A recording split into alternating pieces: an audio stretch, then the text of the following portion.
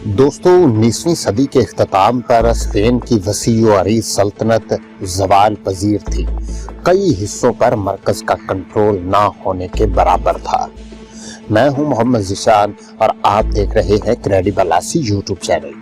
दोस्तों हमारे 1000 सब्सक्राइबर पूरे करने में हमारा साथ दें और वीडियो की हौसला अफजाई के लिए हमारे चैनल को सब्सक्राइब और शेयर करें और साथ ही बेल आइकन पर लाजमी क्लिक करें। दोस्तों क्यूबा और फिलिपाइन में भी मरकज के खिलाफ बगावत पनप रही थी। स्पेन में उस बगावत को कुचलने की ताकत ना थी। दूसरी यूरोपीय सल्तनतें भी रूबे ज़वाल थी। कई इलाकाई ममालिक आपस में दस्तों गिरेबान थे। बैनुल रियासती तनाज़ात खत्म होने का नाम नहीं ले रहे थे। मशरक़े बईद में जापान पहले से ही बैरूनी तनाज़ात और अंदरूनी रेशा दबानियों का शिकार था। दूसरी तरफ अमेरिका एक मुनज़्ज़म मुल्क के तौर पर इस्तेहकाम हासिल कर चुका था। उसकी ताकत तोशाई दीवार थी। ये दरअसल न्यू वर्ल्ड ऑर्डर का बाकायदा आगाज था, जिसका पहला फैलाव पैसिफिक और यूरोप की जानिब था। अमेरिका की नजरें नौ आबादियाती निज़ाम कायम करने वाले यूरोपीय ममालिक पर जमी हुई थीं। अमेरिकी जितना जंगों के हक में थी, क्यूबा पर बेरहमाना फौजकुशी पर उन्होंने बगलें बजाई। अमेरिका जंग स्पेन के बाद आलमी लीडर बना। फिलिपाइन और गवाम के चंद जज़ायर पर कब्जा करने के बाद अमेरिका के तोसी पसंदाना अज़ाइम खुलकर सामने आ गए।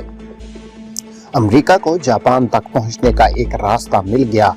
कुछ लोग कहते हैं कि जंगी अजीम दोम ने खाना जंगी से तबाह हाल अमेरिका को सुपर पावर बना दिया, मगर हाल ही में एक तहकीक मंजर आम पर आई है जिसके मुताबिक अमेरिका जंग अजीम अव्वल की मदद से सुपर पावर बना। अमेरिका स्पेन जंग ज़वाल पजीर यूरोपीय ताकत स्पेन और उभरती हुई ताकत अमेरिका के माबैन एक खून रेज़ तसादुम था, जिसमें स्पेन की तबाही से आलमी मंजरनामा बदल गया और अमेरिका कई हजार मील तक अपना तसल्लुत कायम करने में कामयाब हुआ। 15 फरवरी को अमेरिका का बहरी जहाज मैन गहरे पानी में डूब गया। जहाज पर सवार 286 अफराद लुक़्मा अजल बन गए। उन्होंने जंगी जहाज की तबाही का जिम्मेदार स्पेन को ठहराते हुए कहा, मैन ज़ेर ज़मीन स्पेन की बारूदी सुरंग फटने से तबाह हुआ। अमेरिकी सफीर ने दुनिया की आंखों में धूल झोंकी। जहाज पर असलहा लदा हुआ था। एक बम फटने से जहाज तबाही से दो चार हुआ, मगर सफीर के बयान ने आग को मजीद भड़का दिया। वाशिंगटन और मैड्रिड में जारी सर्द जंग असल जंग में बदलने लगी। जंग हो गई। अमेरिकी अवाम ने भी फैसला सुना दिया। 19 अप्रैल 1998 को अमेरिकी सदर मैकलने ने क्यूबा में फौजकुशी की इजाजत मांग ली। वो जंग पर आमादा थे।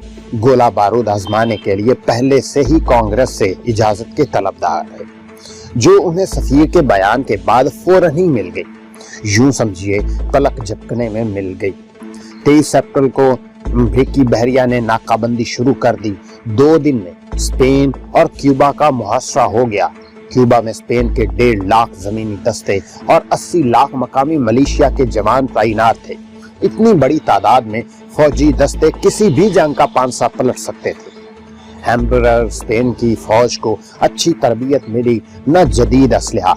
क्यूबा और फिलिपाइन में मौजूद हस्पानी दस्ते भी काबिल जिक्र अस्करी साजो सामान से महरूम और रिवायती जंग लड़ने के काबिल ना थे। दूसरी तरफ अमेरिका भी तैयार ना था। बड़ी जंग के तजुर्बे से महरूम अमेरिकी फौज 28,747 अफसरों और जवानों पर मुश्तमिल थी।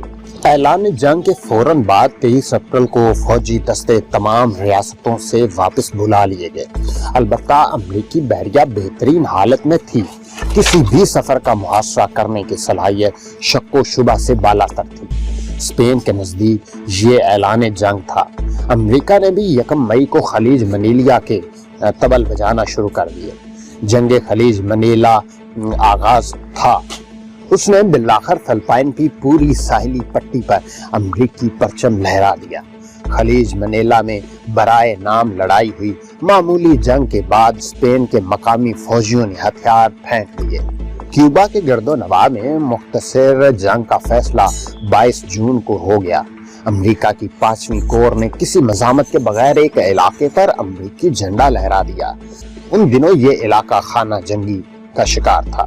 2 جولائی کو امریکی فوجوں نے جنگ سانتیاگو کیوبا میں اسپین کی کیرین سٹاگن کے پرخچے اڑا دیے۔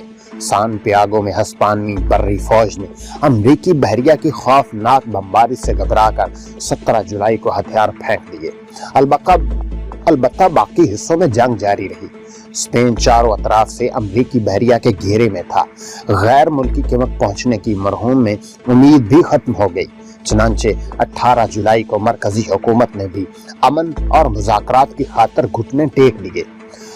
12 اگست کو جنگ بندی ہو گئی۔ امریکہ 3 ممالک پر قبضہ کر چکا تھا۔ وہ 1903 تک کیوبا پر قابض رہا۔ اگرچہ کیوبا کو امریکہ نے آزادی دے دی، لیکن داخلی معاملات میں امریکی مداخلت برقرار رہی۔ فلپائن اور گوام پر قبضے سے امریکہ جاپان کے ہمسائے میں پہنچ گیا۔ یوں وہ ایک بڑی سپر پاور بننے میں کامیاب ہوا اور یورپ میں اسپین کی طاقت کا سورج غروب بھی ہو گیا۔ دوستو، یہ مختصر کہانی تھی امریکہ سپر پاور کیسے بنا۔ اگر آپ دیکھنا چاہتے ہیں کہ آمروں نے پاکستان کے ساتھ کیا کیا تو یہاں پہ کلک کریں، اور اگر آپ چین اور انڈیا کی جنگ کے بارے میں جاننا چاہتے ہیں تو یہاں پہ کلک کریں۔